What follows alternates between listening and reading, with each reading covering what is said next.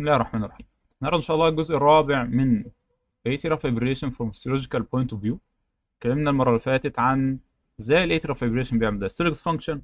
المره دي ازاي الايترال فايبريشن بيعمل مايترال ريجرش. قبل ما اتكلم في معلومه كده مهمه نفتكرها مع بعض، ان الميترال فالف عباره عن تو ليفلتس. تو ليفلتس دي موجوده في حلقه اسمها انيولس.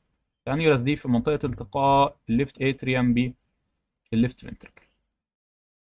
فاحنا هندي هنت كده عن اللي هنقوله. انت لو وسعت الانيولس دي، بعدت الطرفين دول عن بعض، الليفلتس دي مش هتعرف تقفل كويس. خلي ده في دماغك بقى عشان نيجي نتكلم كده.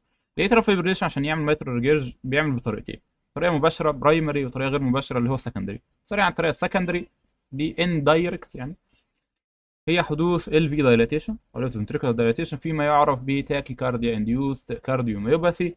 اللي بيحصل فيها ان الفنتريكل لما بيدايليت بيشد على الليفلتس، بيعمل ليفلت تيذرنج. الليفلت تيذرنج ده بيعمل مالكو ابتيشن، يعني المفروض ان الليفلتس تقفل كده مثلا، هتلاقي ان الليفلتس دي بتتشد من الليفت فنتريكل اللي بقى دايليتد، فمش بتقفل كويس، فبيعمل مايتر ريجرش.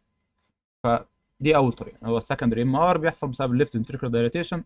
لو عيان دخل في تاكيكارديا انديوس كارديوميوباثي بسبب الليفلت تيذرنج اللي بيعمل مالكو ابتيشن.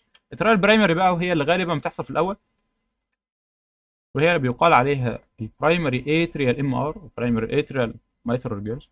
زي ما قلنا قبل كده ان الاتريال فايبريشن بيعمل الكتريكال ريموديلنج مينلي ان ذا اتريا، صح بيعمل في الفنتركل برضه بس في الاتريا اكتر.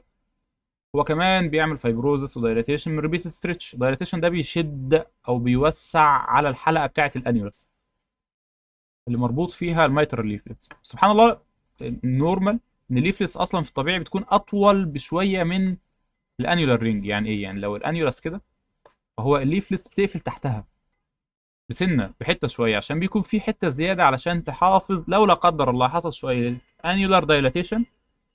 هي الليفلتس لسه اطول بسنه علشان تعمل كوابتيشن كويس. فسبحان الله، يعني هذا خلق الله. ولكن الكومبنسيشن ده ليه ليميت.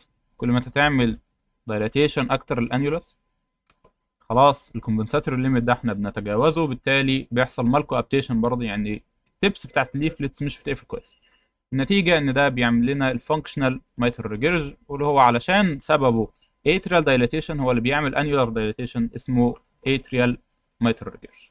الاتريال ام ار المفروض ان هو يوجوالي بيبقى سنترال جيت، بسبب الانيولار دايليتيشن ده. هي حلقة كده بالطول، فانت لو وسعت الحلقة دي من الجنب ده، بتوسعها برضو من الجنب ده، لان الليفت اتريوم كله بيدايليت. فالمفروض ان المالكو ابتيشن ده بيعدي جيت سنترال في النص، بس في بعض الاحيان ممكن يكون اكسنتريك، بس ده مش الكومون يعني. في بعض الكلام برضه زي ما الاتريال فايبريليشن بيعمل فايبروزس وسكارنج في الاتريال تيشو، فهو برضه بيعمل فايبروزس وسكارنج في الانيولار تيشو، وبالتالي ده برضه بيزود المالكو ابتيشن. يبقى اللي احنا طلعنا بيه من هنا ان الاتريال فايبريليشن ممكن يعمل مايتر ريجيرج، ودي حاجه الى حد ما كومون. الكومون ميكانيزم هو اللي بيحصل الاول، اللي هو برايمري اتريال ام ار، وده بسبب الانيولار دايلاتيشن، بسبب زياده الليفت اتريال دايلاتيشن، بسبب زياده الكرونيك اتريال ستريتش ستراكشرال ريموديلنج.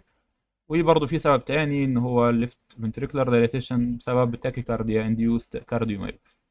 المره الجايه ان شاء الله هنتكلم عن الانتي كواجيليشن في الاتريال فايبريليشن، ولكن مش هنتكلم عليها كدراجز. هنتكلم على الكواجيليشن جوه الاتريال فايبريليشن، ازاي الاتريال فايبريليشن بيعمل ثرومبس، وليه بنستخدم فيها انتي كواجيلنت مش انتي بليتلت، ليه الاسبرين دلوقتي بقى كلاس 3 ريكومنديشن. هذا الله اعلم، الحمد لله.